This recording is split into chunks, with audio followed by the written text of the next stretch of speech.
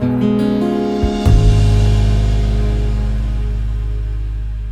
right, welcome back, my friends. This is William M. Briggs, the statistician to the stars. Last time we discussed bad models, bad scientific theories. Scientists, of course, also make some very good theories. And so we need to learn how to tell the difference. Now, when scientists believe that they have figured out the way the world works, or at least a piece of it, they make statements like, if X, then Y will happen, more or less. In other words, if the world is in this condition, then this certain thing will happen. For instance, you take this pill and your blood pressure will go down, or you add this gadget to the wing of an airplane and the fuel use will go down. Now, of course, scientists make many mistakes about the way the world works, as we saw last week. So we know that we can't take scientists' word for it that their new theory, whatever they're proposing to us, is any good or not. We have to test, or at least we have to figure out a way to test. And because scientists say, if the world is like X, then Y will happen, more or less, well, all we have to do is put the world into a state that is like X, like they say, and we test whether or not Y happens, more or less. So for instance, if we're going to build a new bridge, we're going to build a bridge in which we have some new theory about how the expanse is going to be built, and new theories of the construction methods and materials and all this kind of a thing. Well, all we have to do is build this bridge, and the Y in this case, the way the world is, well, the bridge stands up and withstands the traffic. So in a few years ago in Florida International University, a bridge was being built, and as it was being built, based on these new theories, it collapsed and several people were killed and several people were injured. The world was put into the state of the theory. The prediction was the bridge would stand. It did not. So now, what we know from this is that something went wrong with the theory. We don't know exactly what it is. We don't have to know exactly what it is, but we know something was wrong with the theory. It may be one thing, it may be many things. We don't know, but we know it was something, because otherwise the bridge would have stood up. It's very simple. So we could do this with any kind of model, really. Without being experts in the theory itself, we could test whether the theory is any good or not. And this, basically all we have to do is put the world, or wait until the world is in the condition X, as the scientists said it would be, and we wait and see whether or not, to see if their pronouncement that the world will be like Y obtains. Very simple, correct? So, but it's just a consequence of logic that because a scientist could say, if X is like the way the world is right now, then, for instance, if the way the world is right now with a certain amount of CO2 in the atmosphere and so forth, next year will be this much warmer or something like this. They also may just get lucky. I mean, people get lucky, scientists can get lucky too. So the logic doesn't work one way, it doesn't work both ways. If they say the world will be one way and Y will happen, and it doesn't, we know their theory is wrong. But if they say the world will be, if X is like this and the world will be like Y, then it could be they got lucky. So we need this idea of skill. We need to be able to test these theories, or come up with a way to test these theories, and using this idea of skill. So I'm going to look at we'll look at this together, some very famous forecasts by a guy named Finley. He was forecasting tornadoes. He was, and then looking to see whether or not his theories about the way the atmosphere worked and so forth were any good or not. So he did this exactly the right way. So let's just look at this. It's maybe a little bit confusing, but I'll walk you through this. It's very simple, actually. He said there would be a tornado 28 times in which there actually was a tornado. But he also said there would be a tornado 72 times in which there was no tornado.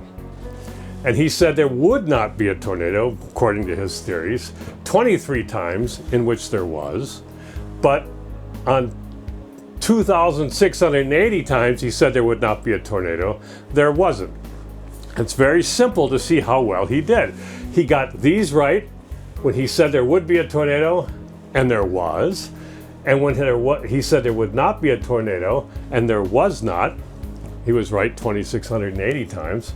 So all we do is add these up. 28 plus 2,680, and there turns out to be a total of 2,803.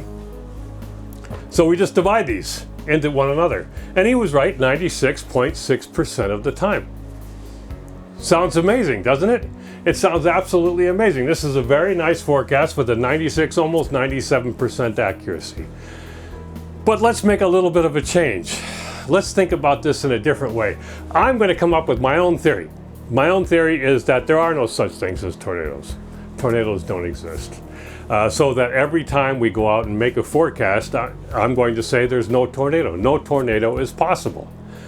Well, if I applied that theory, my scientific theory, my naive scientific theory that says tornadoes are not possible, I would be wrong this 28 number of times that there actually were tornadoes, and this 23 times that there were actual numbers of tornadoes. In other words, I'd be wrong 51 times.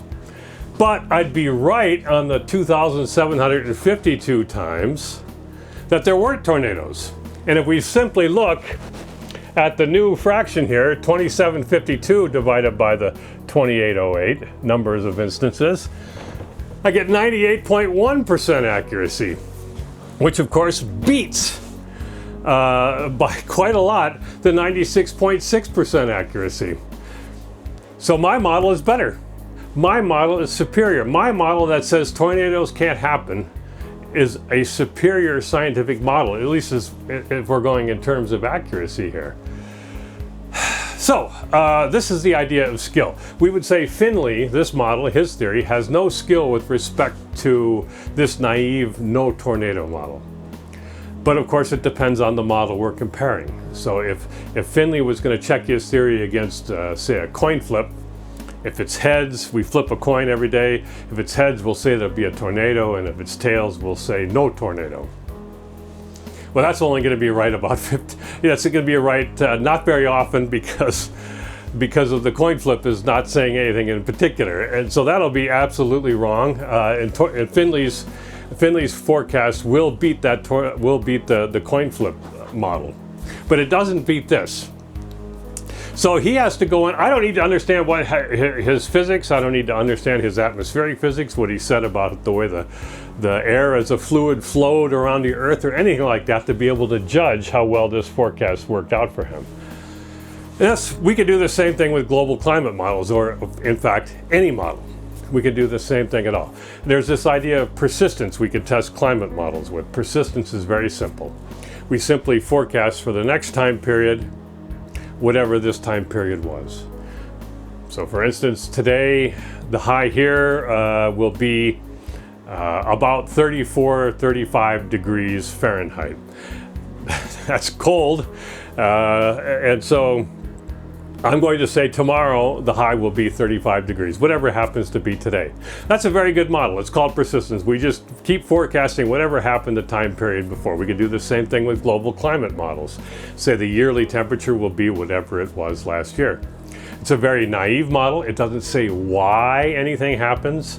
It doesn't say why things stay the same or why things change, but it's a very reasonable model. You try it yourself. Keep track of the temperature from day to day, and you'll see it's a pretty accurate model. It's not perfectly accurate, of course, but it's a very reasonable model to use.